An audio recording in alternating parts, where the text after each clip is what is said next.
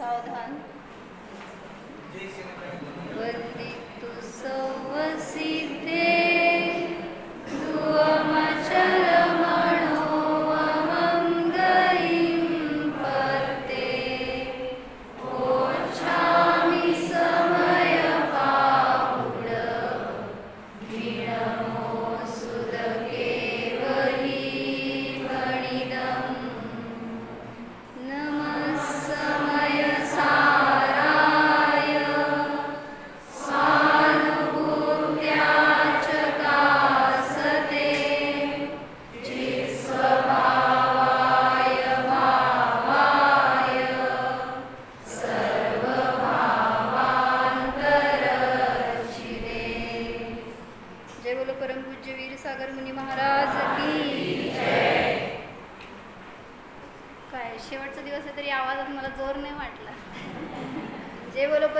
सुशीलमती माता जी की बोलो, सुव्रता माता जी की बोलो, समय सार परमागम की. आता आपण जे मंगलाचरण म्हटलं ना, नमस्समय साराय स्वानुभूत्या चकासते, ह्याचा अर्थ ऐकला असणार तुम्ही, पण मला आता ते म्हणताना जरासा भाववासना झाली की स्वानुभूतीने मला आता चकासित होतोय म्हणजे प्रकाशित होतोय हा शुद्ध आत्मा आहे. त्या शुद्धात्म्याला जाणण्यासाठी आपले इतके सगळे परिश्रम चालू आहेत. किती 4 दिवस झालं, 6 तास झाले कंटिन्यू बसून आहे आम्ही. शुद्धात्मा प्रकाशित झाला का आपल्या ज्ञानामध्ये? हो म्हटलं. वा वा वा, आम्ही पास झालो मग. म्हणजे आणि पुढे सांगितलं ना, स्वानुभूत्या चकासते चित स्वभावाय भावाय सर्व भावांतरच्छिदे. मला असं वाटलं की तुम्हाला घरी जायचे सगळे भाव उच्छेद व्हायला पाहिजे. म्हणजे इथून बाहेर जायचे भावच न हो, सगळ्या भावांचा अभाव व्हायला पाहिजे. आता तुम्ही ऐकलं ना, भाव्य काय भाव काय, म्हणजे तेच घेणार आहे आता मी पण. तुम्हाला आता काय म्हणायचं, सहन करावं लागेल. कारण 3 गाथांमध्ये त्यांनी जे प्रकरण घेतलं ते त्याच्याच रिलेटेड आहे सगळं, की आपल्या ज्ञानामध्ये काय काय दोष आहेत. ज्ञेयाला बघून आपण त्याच्याशी संकर करतो, किंवा आपले परिणाम आहेत जे विकारी भाव विभाव त्याच्याशी आपला संकर होतो, आणि त्याच्या निमित्तामध्येच मग अशुद्धी राहते ज्ञानामध्ये. मग कोण जीव आहे की जो पुढं सरकेल? कोण जीव आहे जो शुद्ध आत्म्याला जाणू शकेल? कोण जीव आहे जो या भावकर्मांपासून भिन्नता करू शकेल? तर त्याची चर्चा या 3 गाथांमध्ये केली आहे. त्यालाच सांगितलं त्यांनी 2 नावं, काय? निश्चय स्तुती. म्हणजे काय म्हणायचं? निश्चय स्तुती म्हणजे वास्तविक निश्चय स्तुती म्हणजे शुद्धात्मानुभूती. जिथं शुद्ध आत्म्याचा अनुभव झाला तिथंच वास्तविक स्तुती झाली. अन्यथा म्हणजे एक महाराजांनी उदाहरण दिलं होतं बरं का, क्षीरसागर महाराजांनी, की निश्चय स्तुती कधी होते किंवा द्रव्य स्तुती कधी होते, जेव्हा म्हणजे व्यवहार स्तुती कधी होते, जेव्हा निश्चय स्तुती माहिती असेल तेव्हाच व्यवहार स्तुती होऊ शकते. त्यासाठी त्यांनी एका वक्त्याचं म्हणजे काय म्हणायचं, एका पुस्तकातलं उदाहरण दिलं होतं. भारतीय ज्ञानपीठमधून प्रकाशित झालेलं एक और नीलांजना म्हणून पुस्तक आहे. मग त्याच्याविषयी महाराजांनी जिनसेनाचार्यांचं ते रचयिता आहेत, महापुराणाचे रचयिता जे जिनसेनाचार्य आहे, त्यांची निश्चय स्तुती कशी झाली हे त्यांनी सांगितलं. कधी झाली, तेव्हा निश्चय स्तुती करणाऱ्या जीवाचे परिणाम कसे असतात. इतके दृढ, इतके स्थिर, इतके विशुद्ध असतात की कुठलेही भाव त्यांना विचलित करू शकत नाहीत बहिरंगामध्ये. त्यामुळे त्यांनी छान घेतलंय. आपण असं विनयाने बसू सगळेजण. तर त्यात त्यांनी काय घेतलं की आपल्या चित्तातील अशुद्ध विचार कधी नष्ट होणार, जेव्हा ही निश्चय स्तुती होणार तेव्हाच सगळे अशुद्ध विचार सुद्धा नष्ट होणार. तर त्याच्यासाठी व्यवहार स्तुती तोच करू शकतो जो निश्चय स्तुतीला जाणतो. काय म्हणले? व्यवहार स्तुती म्हणजे आता तुम्ही जे काय करताय ना, शब्दांच्या द्वारे, क्रियेच्या द्वारे सगळं जे बहिरंगात नाही ते व्यवहार स्तुती आहे. निश्चय स्तुती म्हणजे शुद्ध आत्म्याचा अनुभव, ते जसे आहेत तसा मी आहे ही अनुभूती, याला खरं म्हणलं निश्चय स्तुती.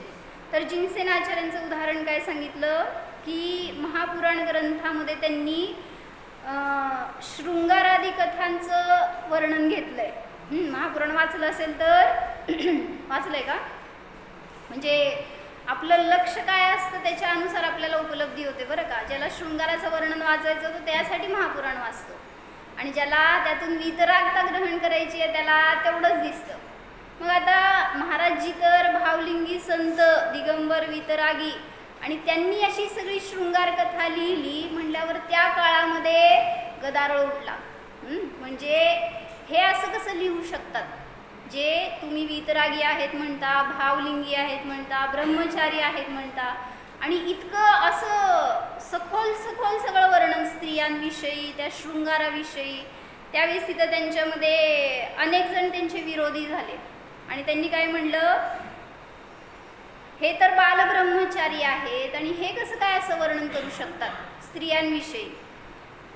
तर असं त्यांनी जाऊन राजाच्या कानावर घातलं की यांच्या मनामध्ये खोट आहे, किंवा हे काहीतरी विपरीतता आहे त्यांच्यामध्ये, किंवा काय म्हणायचं ते भ्रष्ट आहेत, असं जाऊन त्या विरोधींनी राजाचे कान भरले. वास्तविक राजा तर मुनींचा भक्त होता, म्हणजे मुनींच्या विषयी त्यांना आदर सन्मान होता. मग राजा म्हणला की प्रजेकडून जर शंका आली आहे तर राजाला त्याचं निरसन करावं लागतं. पण राजाचा आदर कमी झाला नव्हता. पण ही न्यूज गेली महाराजजींच्या कानावर, कोण, जिनसेन आचार्यांच्या कानावर, आणि त्यांनी सांगितलं राजा जरी काय ॲक्शन घेणार नाही तरी पण मी दाखवतो, म्हणजे तुम्हाला सिद्ध करायचं असेल तर मी सांगतो तेवढं करा. आणि त्यांनी सांगितलं की पूर्ण राज्यामध्ये दवंडी पिटवा, जाहीर करा आणि तंबू ठोका, आणि त्या तंबूच्या मध्यभागी मला उभं करा, म्हणजे मी उभारणार तिथं. आणि सगळ्या सभेनी काय करायचं, तो ग्रंथ वाचा किंवा कोणी वाचा, आणि सगळ्यांनी तिथं उपस्थित राहायचं. मग असं ठरला, तो दिवस ठरला, ती वेळ ठरली, आणि तसं तंबू ठोकून मध्यभागी वीतरागी ते काय निर्ग्रंथ मुनी उभारले. बस ते उभे होते, आणि बाकी सगळी प्रजा त्यांच्या समोर. आणि जेव्हा ती वाचना सुरू झाली तर सांगितलं त्या स्त्रियांना, त्या मॉबमधल्या सगळ्या पुरुषांना इतकी कामुकता उभारली की स्त्रियासुद्धा कामुक झाल्या आणि पुरुषांमध्ये वीर्यस्खलन होऊ लागलं. पण ते मुनी इतके स्थिर, इतके दृढ की एवढी सुद्धा चंचलता नाही त्यांच्यामध्ये. आणि असं दिसलं सगळ्या लोकांना की हे कसं असू शकतात. मग लोकांनी जाऊन त्यांच्यासमोर विचारलं की म्हणले सर्व लोकांना जर इतकं त्याचा प्रभाव होऊ शकतो तर तुम्हाला एक शहारा सुद्धा कसा आला नाही अंगावर. सर्व लोकांनी मुनींना जाऊन विचारलं की म्हणजे तेव्हा त्यांना स्तुती करू लागले सगळे लोक की हे खरोखर महाव्रती आहेत, हे मुनी आहेत, हे महान संयमी आहेत. मग लोकांनी विचारलं असं कसं, तर मुनींनी सांगितलं मी माझ्या आत्म्याशी रमतो, त्याच्यामध्ये खेळतो, त्याच्याशी संलग्न होतो, म्हणून मला बाहेरचे कुठले विचार विचलित करू शकत नाहीत. आपण काय केलं, म्हणजे ते ऐकल्यावर बाकीचे सगळ्यांना का कामुकता झाली, कारण ते सगळे त्या शब्दांमध्ये आणि त्याच्या भावामध्ये अडकले. पण यांना ते शब्दच राहिले फक्त, त्याच्या पुढे जाऊन ते त्याच्याशी एकत्व केलं नाही त्यांनी. त्यामुळं त्यांनी सांगितलं मी तर माझ्या द्रव्यगुण पर्यायामध्येच खेळत राहिलो, बाकी कोणाची मला आसक्ती नाही. हे उत्तर ऐकून सगळे लोक लज्जित झाले. आणि मग तिथं सांगितलं महाराजजींनी की ज्ञानी व्यवहार स्तुती करतो. ही सगळी त्यांनी लिहिली ना जी कादंबरी, काय ते कथा लिहिलेली आहे ही सगळी व्यवहार स्तुती म्हणा. पण ही स्तुती तोच करू शकतो जो निश्चय स्तुती करतो. आणि ती स्तुती त्यांच्या अंतरंगामध्ये त्यांनी केली प्रारंभ, म्हणून तर त्यांच्याकडून अशी रचना झाली. आणि ते तरीही विचलित झाले नाहीत, अविचलित राहिले. म्हणून आपण पण जेव्हा ते सगळं वाचतो, ऐकतो, कालच मला ध्रुवनी सांगितलं, म्हणले आपण पिक्चर बघतो ना तर आपले भाव कसे असतात, आणि ज्ञानी पिक्चर बघतो, ज्ञानी पण बघतो बरं का पिक्चर. म्हणजे कोणी असेल आता घरातच तुमचे एक ज्ञानी आणि एक अज्ञानी असतात, तर ज्ञानी कसं बघतात, तुम्ही कसं बघता.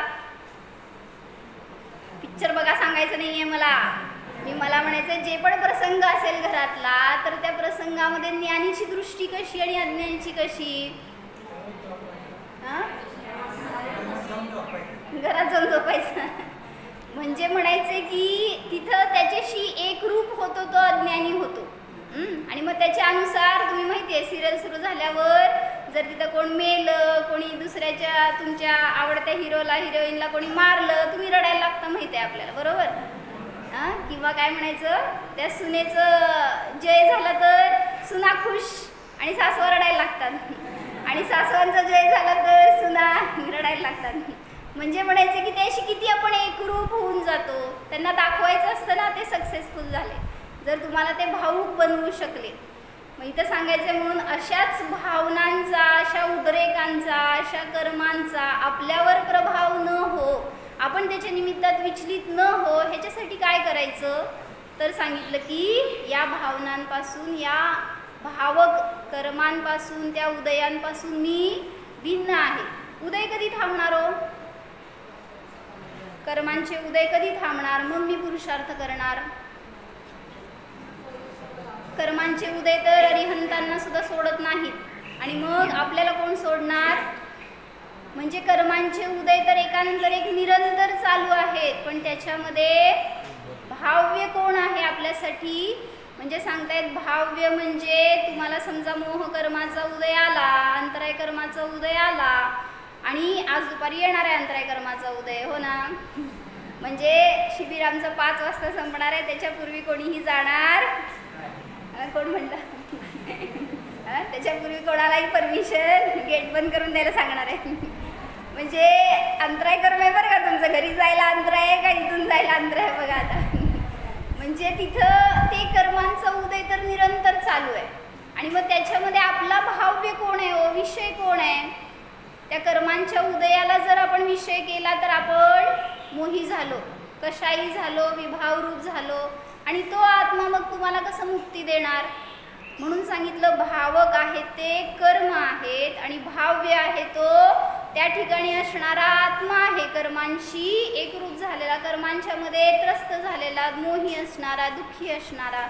या भाव्य आणि भावकाचा जो अभाव करतो तो क्षीणमोही होतो, तो वीतमोही होतो. हे सांगायला ते 33 नंबरची गाथा आहे, एकदा म्हणू आपण. त्यांनी हेडिंगमध्ये काय घेतलं, महाराजजींच्या पुस्तकात आहे, अथ भाव्य भावक भाव अभाव रूपेण तृतीया निश्चय स्तुती ही कथ्यते. मागच्या गाथेत काय सांगितलं होतं? भाव्य भावक संकर दोषाचा अभावरूप निश्चय स्तुती सांगितली होती. इथं काय सांगतायत? 33वी गाथा आहे, आत्मख्यातीचा नंबर बघायचा कंसातला. मिळालं का? सगळ्यांकडे घ्या पुस्तकं. भाव्य भावक भावाच्या अभाव रूपाने असणारी निश्चय स्तुती काय आहे हे सांगतात. अथवा ताम एव क्षपक श्रेणी अपेक्षया क्षीणमोह रूपेण आह. अथवा त्यालाच म्हणजे त्या निश्चय स्तुतीलाच क्षपक श्रेणीच्या अपेक्षेने क्षीणमोह रूपाने कथन करतात. म्हणजे क्षपक श्रेणीवाला जीव काय करतोय हो? मोहाचा क्षय करत वर चढतोय. त्यामुळं त्या क्षीण मोहवाल्या जीवाची चर्चा करत आहे. गाथा मी अर्धी म्हणते, मायंत म्हणा. जिद मोह सदुजया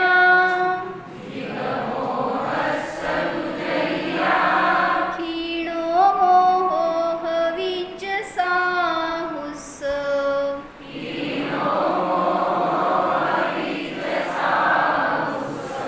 तय्याहु क्षीण मोहो भण्णदिसो निश्चय विदुहिं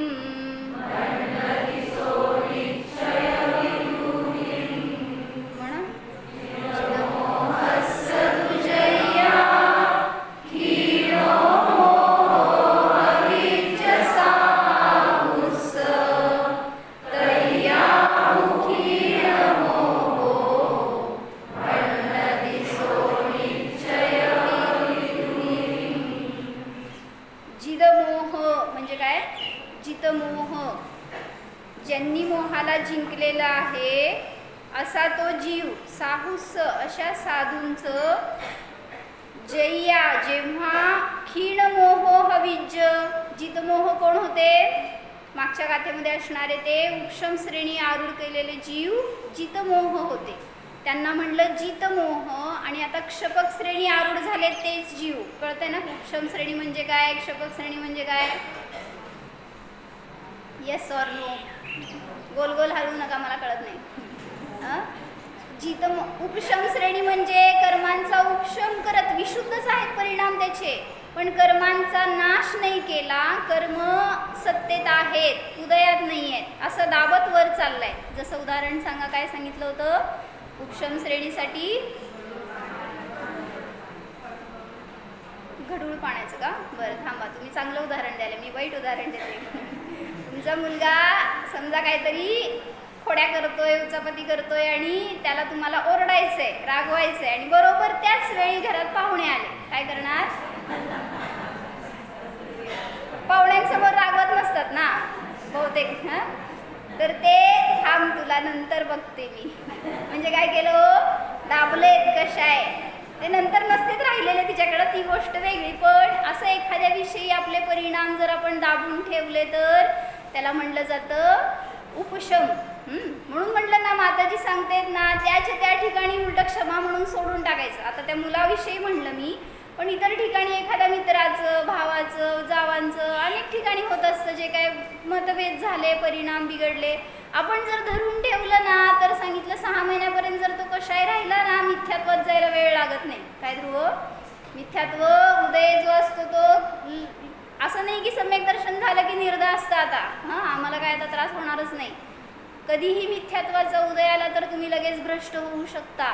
म्हणून सांगितलं हे कशाय जर 6 महिन्यापेक्षा अधिक राहिले. अनेकांच्याकडनं ऐकलं, 10 वर्षापूर्वी मला त्यांनी त्या कार्यक्रमामध्ये असं म्हणलं होतं. काय झालं? फक्त एवढं लावायचं लेबल, मिथ्यात्व अजून संपलं नाही. 6 महिन्यापेक्षा जास्त त्या रामाच्या पाठीवर का राहिलं नाही लक्ष्मणाचं प्रेत? संपला मोह. म्हणजे 6 महिन्यापर्यंत वासना काळ असतो, कदाचित तो चारित्र मोहाच्या निमित्तात बहिरंगामध्ये चंचल होऊ शकतो, पण 6 महिन्याच्या पूर्वी पुन्हा जर अनुभव केला नाही तर नियमाने मिथ्यात्वाला प्राप्त होणार. असंयत सम्यक दृष्टी जीवाची चर्चा कशासाठी सांगितलं? हा उपशम म्हणजे काय? कषायांना दाबणारा तो उपशम. वास्तविक तिथं त्या मुनींचे तर परिणाम असे काही नाही आहेत. आता हे ढोबळ उदाहरण समजण्यासाठी सांगितलं. मुनी तर शुद्धोपयोगी आहेत, त्यांना कोणाविषयी काय कषाय वगैरे नाही आहे, पण तशी त्यांची योग्यता की ते पुरुषार्थ इतकाच करू शकले की त्या कर्मांचा उपशम झाला. आणि मग 10व्या गुणस्थानानंतर 11व्या गुणस्थानात जाऊन तो जीव पुन्हा खाली येतो, नियमाने 11व्या गुणस्थानातून पुन्हा खाली उतरतो.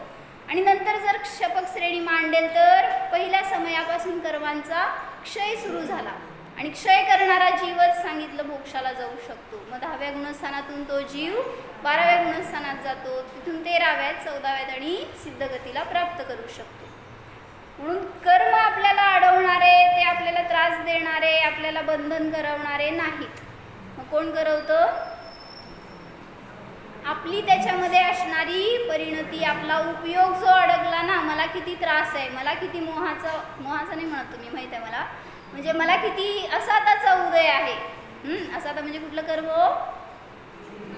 वेदनीय कर्म आहे. ते वेदनीय कर्म चांगलं असतं का वाईट? कोण कोण चांगलं म्हणते त्यांना इथंच ठेवून घेणार आहे. म्हणजे वेदनीय कर्मच आहे. शेवटी कर्माचं फळ नियमाने दुःखरूपच असतं. मोह जसा दुःखकारक तसं सगळे 8ही कर्म दुःख देणारेच आहेत. जेव्हा ते विपच्च माणस, तेव्हा त्यांचा विपाक काळ येतो त्या समयामध्ये. बरं, मला काय सांगायचं होतं? जितमोह कोणाला म्हटलं तर जो उपशम श्रेणी आरूढ झालेला जीव आहे त्याला म्हटलं जितमोह. आता तोच जीव जेव्हा क्षीणोमोह हविज्ज, तोच जीव काय झाला? बेबीफाई तो जीव क्षीण मोह झाला. मी इथं बसले, तिथं कशाला बघताय? बरं, ते दाखवताय तो, मला वाटलं मलाच दाखवताय. क्षीण मोह कधी झाला? तर जेव्हा क्षपक श्रेणी चढतो तेव्हा क्षीण मोह झाला. उस समय निश्चय के जानने वाले निश्चय से उस साधू को क्षीण मोह ऐसा कहते हैं. काय डिफरन्स समजलं सांगा नावामध्ये? 2 नावं काय सांगितली? जितमोह आणि क्षीण मोह. कोणाला म्हणलं सजलताई? जो उपशम श्रेणी आरूढ झालाय, जो मोहाचा उपशम करत मोहाला जिंकलाय असं म्हटलं गेलं तिथं, तो कोण आहे? जितमोह, आणि ज्यांनी मोहाचा क्षय करत अभाव करत पुढं चाललाय त्याला काय म्हणलं? क्षीणमोह. त्याची चर्चा करतायत. महाराजांच्या पुस्तकातलं वाचते थोडंसं. ऐसा कौन कहते हैं निश्चय को जानने वाले, परमार्थ को जानने वाले, गणधरादि देवों द्वारा शुद्धात्मानुभव साधक को क्षीण मोह कहा जाता है. वरच्या टीकेमध्ये पण त्यांनी सांगितले, पूर्वगाथा में कहे हुए क्रम से जितमोह को उत्पन्न हुए साधु का, यानी शुद्धात्मानुभव करने वाले साधक का जब निर्विकल्प समाधि काल में यानी स्वानुभव में मोह क्षीण होता है, तब उस गुप्ती समाधि काल में उस साधक को क्षीण मोह वाला कहते हैं. काय करतोय तो साधक? जित मोहवाला काय करतोय आणि क्षीण मोहवाला काय करतोय सांगा? काय होतंय ते सांगू नका, तो काय करतोय ते सांगा. पुरुषार्थ नाही आणि आम्हाने सांगितल्यासारखं. दोघंही पुरुषार्थ त्यांचा स्वभाव रूपानेच चालू आहे. कर्मांच्याकडे त्यांचं काही लक्ष नाहीये. त्यांना नष्ट करायचंय, दाबायचंय, नकोय, त्याचा पुरुषार्थ करायचा नाहीये तुम्हाला. तुम्ही करू शकत नाही, कारण कर्म हे भिन्न द्रव्य आहे आणि तुमचं कार्य आत्म्यामध्येच चालू शकतं, परद्रव्यामध्ये नाही. त्यामुळं जरी उपशम श्रेणीवाला जीव असेल किंवा क्षपक श्रेणीवाला जीव असेल, काय म्हणले भाभीजी? काय म्हणले? उपशम श्रेणीवाला जीव असेल तरी सुद्धा तो शुद्धात्म्यालाच विषय करून जाणतोय आणि क्षपक श्रेणीवाला सुद्धा तेवढीच तशीच विशुद्धी आहे त्यांच्यामध्ये. कार्य चालू आहे ते कर्मांमध्ये त्याच्या रूपाने. पुरुषार्थ शुद्धोपयोगातच आहे, त्या रूपाने जाणण्याचाच पुरुषार्थ चालू आहे, होत आहे तसं. म्हणजे त्यांची विशुद्धी तशी समजा. तुम्ही पुरुषार्थ कसा करताय? फक्त जी विशुद्धी क्षपक श्रेणीवाल्याची आहे तशी विशुद्धी नाही, एवढं समजून घ्यायचं. जसं 5 पांडवांचं त्यांनी बाहेर काय करत होते दिसलं तुम्हाला? दीक्षा घेऊन द्या. कुठल्या पर्वतावर मोक्षाला गेले पांडव? संध्याकाळी प्रश्न टाकायला सांगते खोजोगे तो पाहोगे मध्ये. शत्रुंजय पालीठाणा म्हणता तुम्ही आता त्याला. त्या पर्वतावर उभे होते की नाही ध्यानस्थ. मग 5ही मुनी काय करत होते? आत्म्याची साधना करत होते. बस स्वतःला जाण्याचं कार्य चालू होतं. भावलिंगत्व होतं सगळ्यांकडं.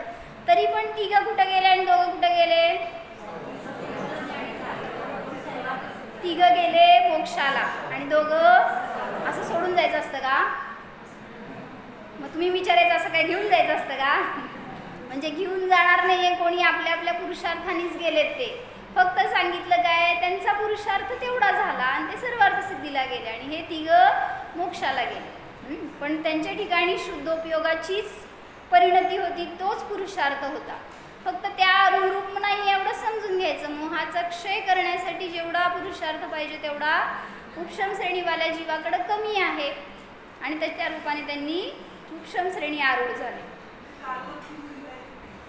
सगळंच त्या 5 समवाय असताना कार्य होतं. त्यानुसार त्यांची काललब्धी होती. आता जेव्हा त्यांना मोक्ष होणार त्या काललब्धीमध्ये होणार. करता नाही आहेत अन्य समवाय. उपादान आहे तो करता, बाकी अन्य सगळे फक्त निमित्त आहेत. तर मला आता जयश्रीमांनी सांगितलं की हे सगळं मोहाचं, कर्मांचं वगैरे भाव्य भावक समजलं. म्हणले शुद्धात्म्यावर सांगा आम्हाला काय सांगायचंय. असं तुम्ही कोण म्हणला नाहीत मला. आम्हाला पण म्हणायला पाहिजे होतं, आम्हाला शुद्धोपयोगाविषयी सांगा बघू. आता तुम्ही कालपासून 4 वेळा ऐकलं हेच प्रकरण म्हणल्यावर तुम्ही सगळे आता पाठी झालाय. शुद्धात्म्यावर कसं लावायचं? शुद्धात्मा म्हणजे भाव्य. भाव्य कशाला म्हणलं? भावना करण्यायोग्य, त्याला म्हणलं भाव्य. मला आता दोष नाही सांगायचा आहे बरं का त्याच्यामध्ये. भाव्य आणि भावक कशाला म्हणायचं? तर भावक झाली शुद्धोपयोगाची पर्याय. भावना करण्यायोग्य शुद्ध आत्मा आणि त्याची भावना करणारा कोण करतोय? जी पर्याय उन्मुख झाली ना, हा शुद्धात्मा असेल तर याला जाणणारी जी ज्ञान पर्याय आहे ती झाली भावक. आता आत्मांची अपेक्षा पण आहे तसं. आत्माच भाव्य, आत्माच भावक आहे. अभेज्ञानी आपण ते पण लावतो. पण जेव्हा शुद्धोपयोगाची पर्याय घेतली ती भावक म्हणलं आणि शुद्धात्मा झाला भाव्य. मग जेव्हा ही पर्याय आपल्या आत्म्याला जाणते तेव्हा तिथं भाव्य भावक संकर दोषाचा सर्वथा अभाव झाला. म्हणजे ह्या कर्मांच्या अपेक्षेने असणारा संकर दोष नष्ट झाला. पण हा संबंध प्रगट व्हायला पाहिजे. म्हणजे भाव्य आपला आत्मा करा आणि भावक असणारी ती शुद्ध अतींद्रिय ज्ञानाची पर्याय असेल तर तिथं नियमाने आपल्याला अतींद्रिय आनंद प्रगट होणारच. शुद्धोपयोगाची पर्याय भावक, कारण भावना करणारा तो भावक म्हटला ना. आणि ज्ञेय आणि न्याय सांगा आता असंच. ज्ञेय कशाला म्हणायचं, न्याय कशाला म्हणायचं?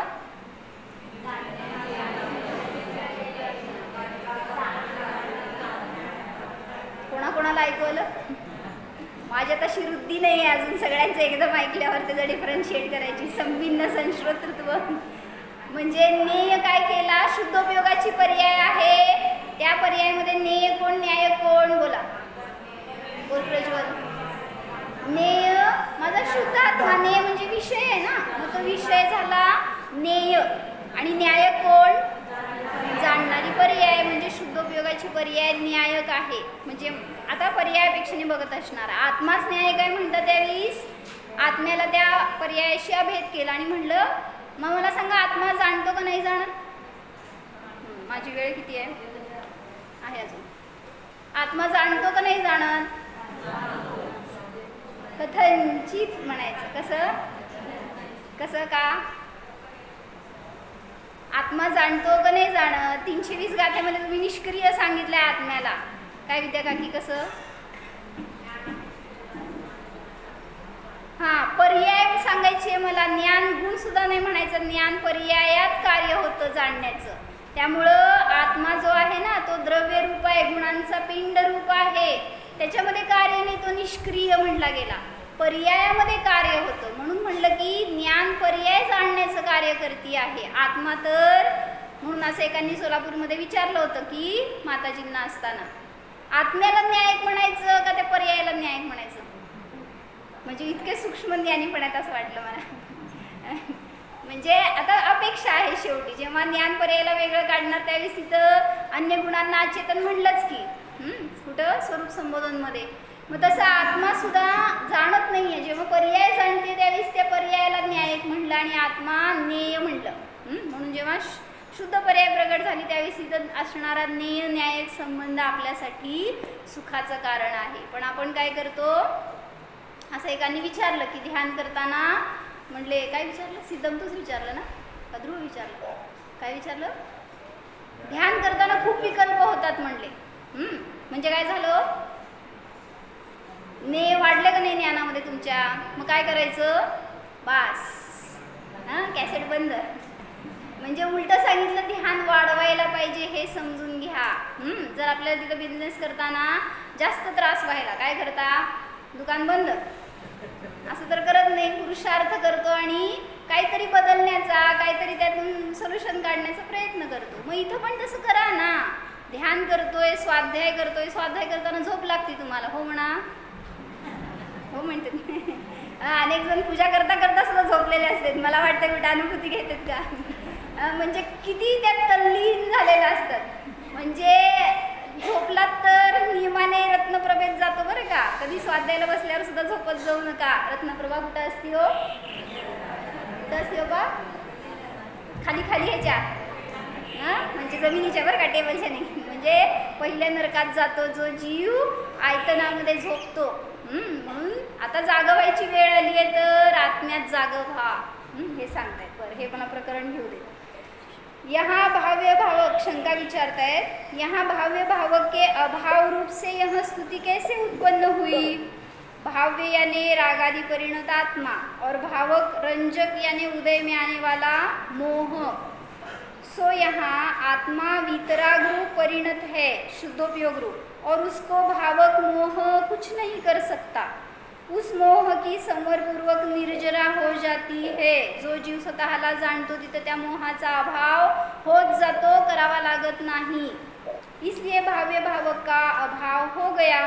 इस प्रकार भाव्य भावक का अभाव क्षय अथवा विनाश होता है. मग हे सगळं सांगितलं त्या क्षपक श्रेणी आरूढ असणाऱ्या जीवाच्या अपेक्षेने, ज्यांनी की भाव्य भावकाचा अभाव करून टाकलाय. ह्याच्यावर मला छान उदाहरण सांगायचं होतं पण तुमची योग्यता नाही आहे. चतुर्थ गुणस्थान प्रकट होते समय वह आत्मा निर्विकल्प समाधि में जाता है, उस समय दर्शन मोह का अभाव होता है. यानी मिथ्यात्व व अनंतानुबंधी राग द्वेष का अभाव होता है. क्षपक श्रेणी में 10वें गुणस्थान के अंत में लोभ नष्ट होता है. काय सांगितलं? चौथ्या गुणस्थानामध्ये जीवाने जेव्हा स्वात्म्याला जाणलं पूनम, त्यावेळेस काय झालं की शुद्धात्मा जिथं प्रगटला तिथे दर्शन मोहाचा अभाव झाला, अनुदय झाला म्हणा. त्यावेळेस तिथं उदयामध्ये दर्शन मोह नसतो, म्हणजे मिथ्यात्व. मग मिथ्यात्व आणि अनंतानुबंधीचा अभाव कुठं झाला? चौथ्या गुणस्थानापासून वर मिथ्यात्व उदयात नसतं. मग आता हा जीव क्षपक श्रेणीवाला आहे, तर 10व्या गुणस्थानापर्यंत पोचल्यावर त्या मोहाचा सर्वथा अभाव होऊन जातो. सत्तेतून सुद्धा ते कर्म नष्ट होतात. 12वां गुणस्थान प्रकट होता है तो उसे क्षीण मोह गुणस्थान कहा जाता है. यहाँ हे सगळं महाराजींनी आपल्याला अध्यात्म सांगितलं ह्याच्यातून बरं का. तुम्हाला काय फायदा हे समजून, निश्चय स्तुती समजून. यहाँ इस द्रव्यानुयोग ग्रंथ में कहा है कि चतुर्थ गुणस्थान प्रकट होने के समय ज्ञान चेतना शुरू होती है. कशाला म्हणायचं ज्ञान चेतना?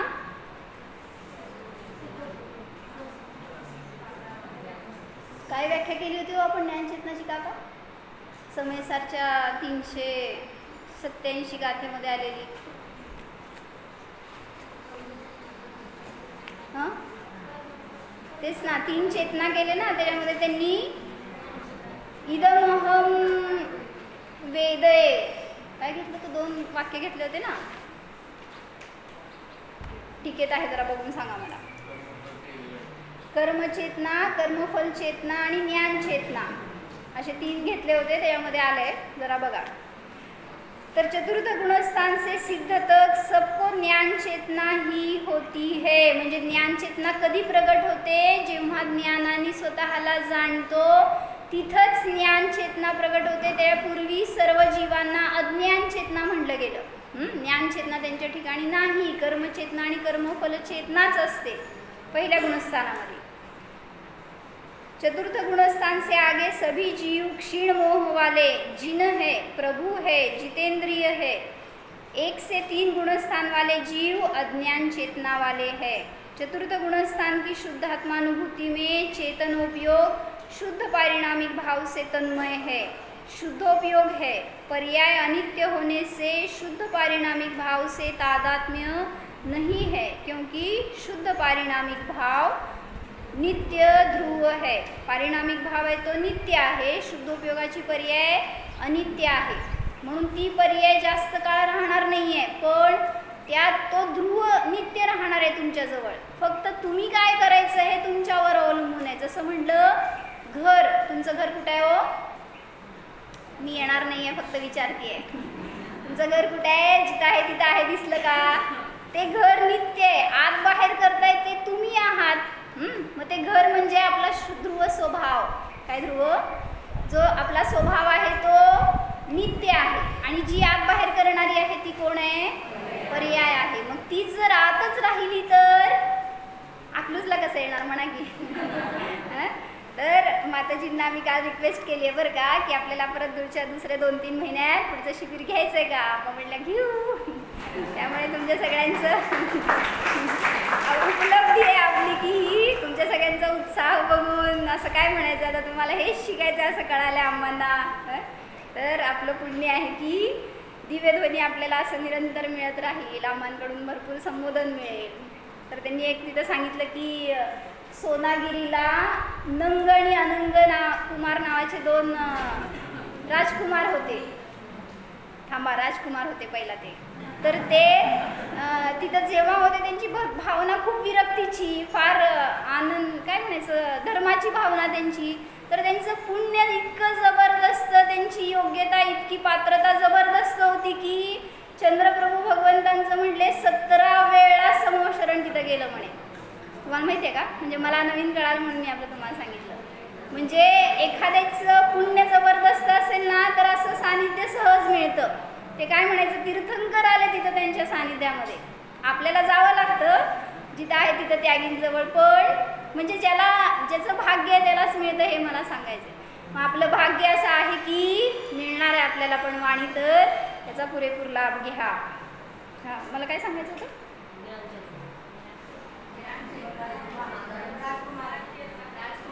झाले की राजकुमारांचं. बरं असं दे. ज्ञानचेतना बघितली का काय आहे?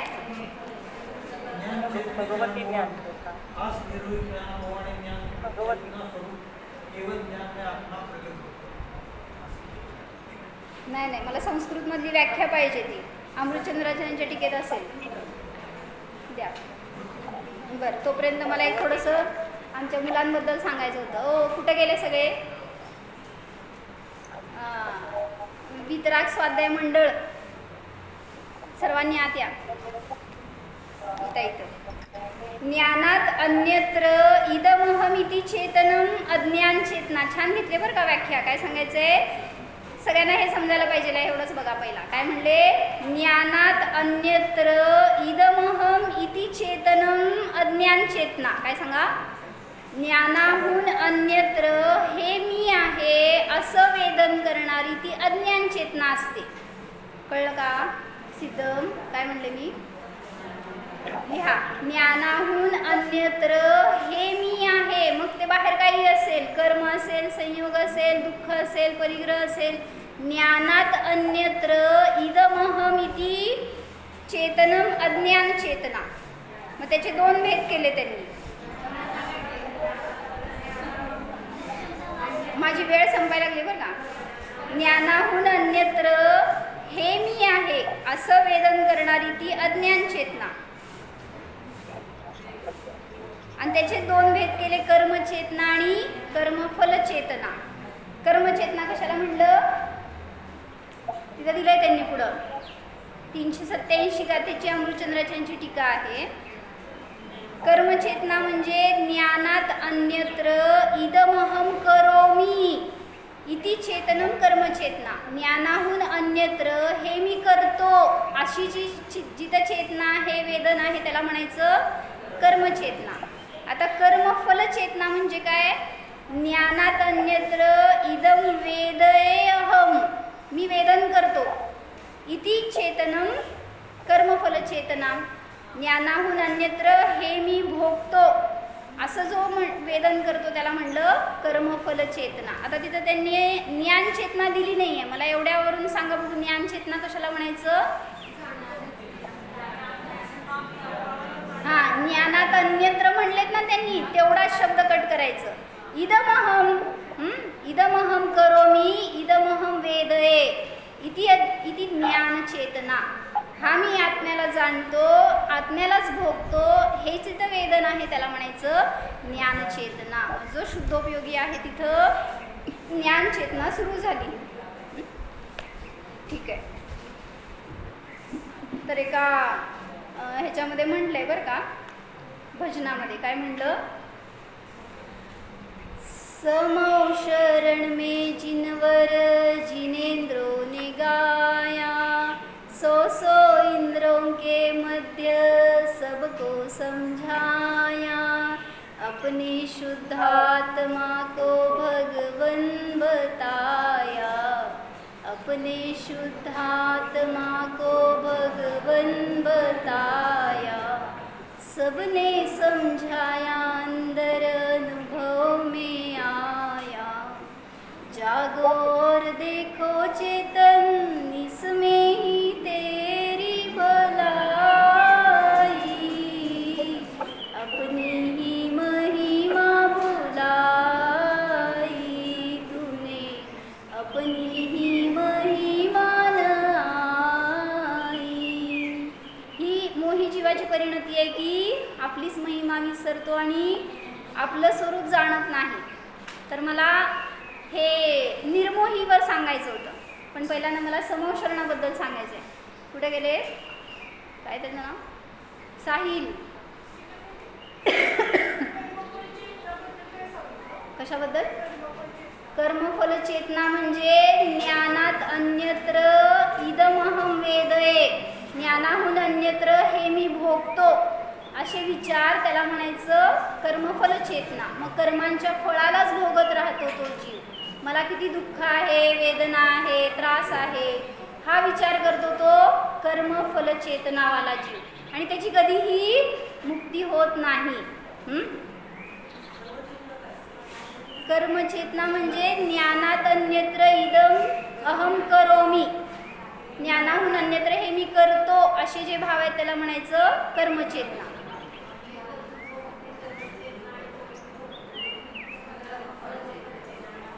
झालं का निरसन? हां, तर मला सांगायचं होतं की समोशरणामध्ये भगवान बसलेत मध्यभागी आणि ते सगळ्यांना त्यांचं तत्वज्ञान सांगतायत. तर ते मुलं येणार आहेत आतमध्ये, त्यांना जागा द्या. मला वेळ नाही लगेच. तर समोशरण म्हणजे आता इथं आपलं भरलेलं समोशरण आहे असं फील आहे का तुमच्यामध्ये? आपल्याला भगवान सांगतायत म्हणजे साक्षात अरिहंत भगवान आपल्या समोर आहेत वर, आणि त्यांची दिव्यध्वनी म्हणून आपण हे त्यांची वाणी ऐकतोय. तर त्यांच्या मुखातून आलेलं सगळं गणधरांनी झेललं, आचार्यांच्या परंपरेने चालत आलं, आणि परमपूज्य वीरसागर महाराजजींनी आपल्याला हे काय म्हणायचं इतकं फेनून दिलंय की बस प्राशन करायचं आणि त्याचा आनंद घ्यायचाय. येऊ दे का आत त्यांना, या म्हणून सांगा. तिथं काय करायचं? मी तिथं जाऊ काय? समोशरणाच्या आत या.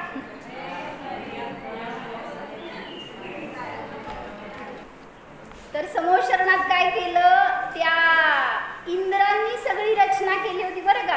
काय केलं होतं? तुमच्या सगळ्या बसायची आसनं, तुमची सगळी सोय, तुमच्यासाठी सगळी मनोरंजनाची साधनं, सगळं सगळं इंद्रांनी केलं होतं. तसं आमच्याकडचे हे सगळे इंद्र आहेत. म्हणजे हे सगळं समोशरण आहे, आणि त्या समोशरणाची रचना करणारे असे अनेक पिढीतले इंद्र आहेत बरं का. म्हणजे ॲक्च्युली इंद्रापेक्षा तुमचं काय भाग्य आहे की इंद्राला पोरं नसतात, पण इथं ह्यांचे वडील पण इंद्र आहेत, हे पण इंद्र आहेत, आणि ह्यांची पोरं पण इंद्र. म्हणजे सगळे ह्याच्यामध्ये असे एकजुटून करतायत की सॉरी, मला सगळ्या महिलांचं पण करायचं बरं का, त्यात उपलक्षणात्मक समजून घ्या.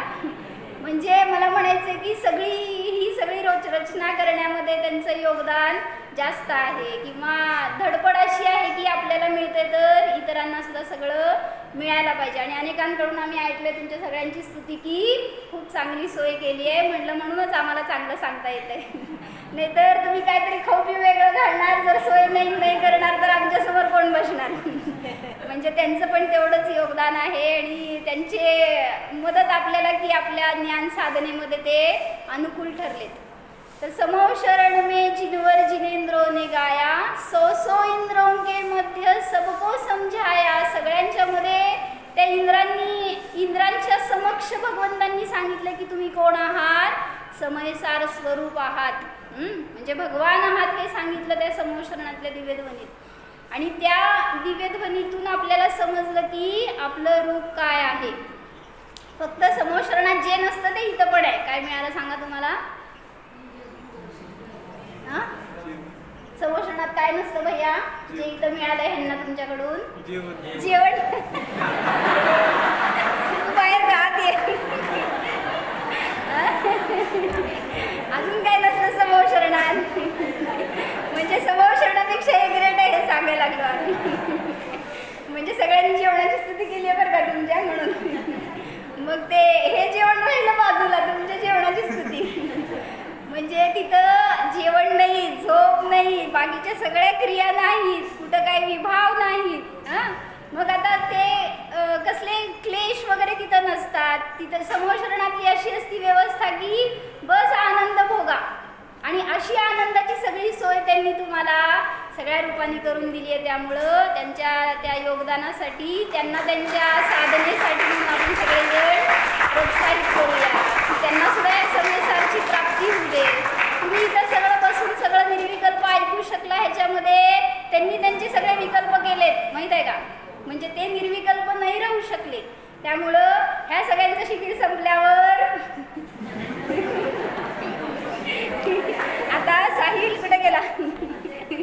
आता या सगळ्यांचं शिबिर होणार आहे इथं. होय.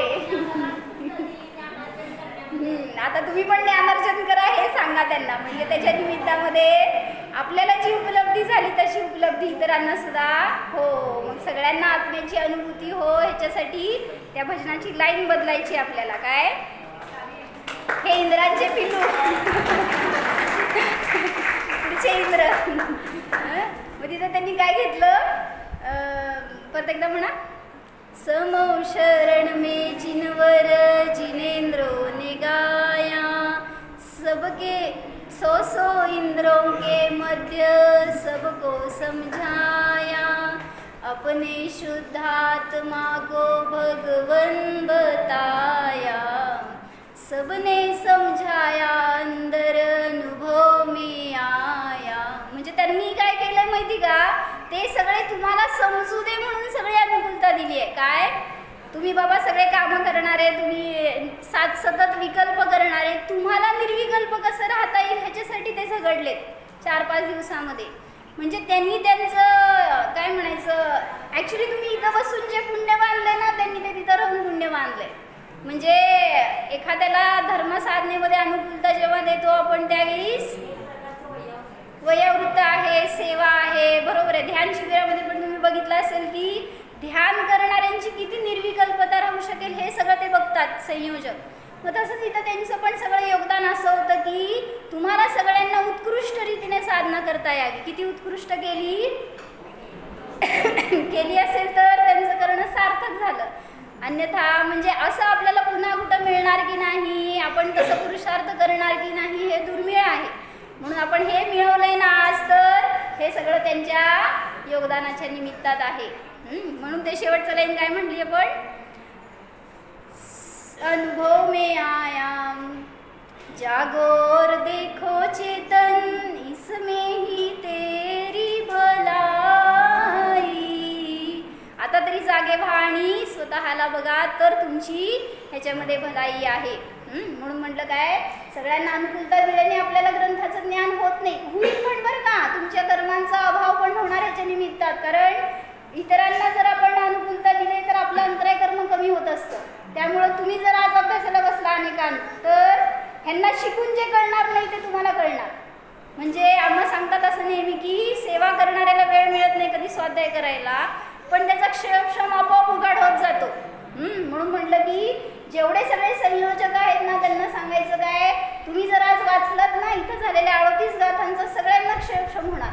म्हणजे काय म्हणले, तिथं घरात बसून कम्प्युटरवर होत नाही, पण इथं जर आपण इतरांना करण्यासाठी सहाय्य करतोय तर आपल्याला तो क्षयक्षम सहज वाचलं तरी सुद्धा उघाड होतो.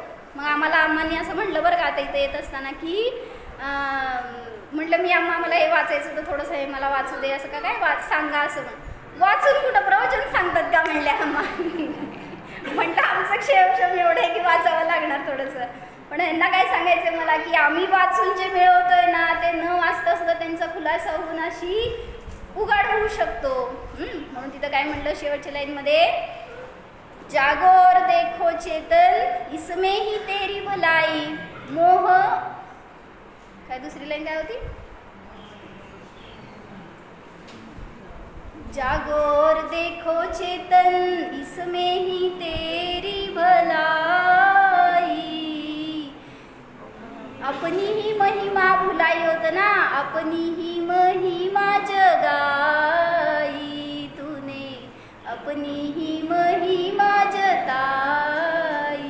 म्हणजे हे भगवंतांचं सगळं ज्ञान आपल्यापर्यंत देण्यासाठी म्हणून ज्या कोणी सगळ्या सहकार्यांनी आपल्याला मदत केली आहे त्या सगळ्यांना आपण त्यांच्या ज्ञानामध्ये उघाड होण्यासाठी, त्यांना त्यांच्या ज्ञानाची उपलब्धी होण्यासाठी म्हणून अजून प्रोत्साहित करणं आवश्यक आहे. त्यामुळे त्यांच्याकडून मी सांगते तुम्हाला सगळ्यांना की नेक्स्ट टाईम ह्याच्यापेक्षा सुद्धा जास्त चांगली ते व्यवस्था करणार आहेत.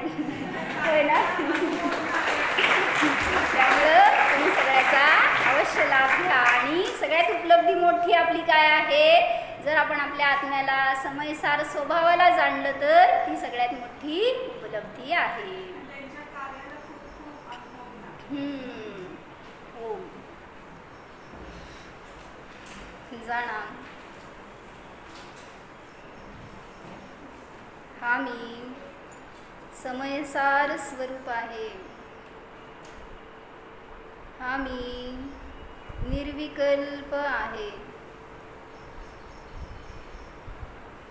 निर्ग्रंथ आहे, वीतराग आहे. जाणणारा जीवच आहे. जीवोहम. ओम.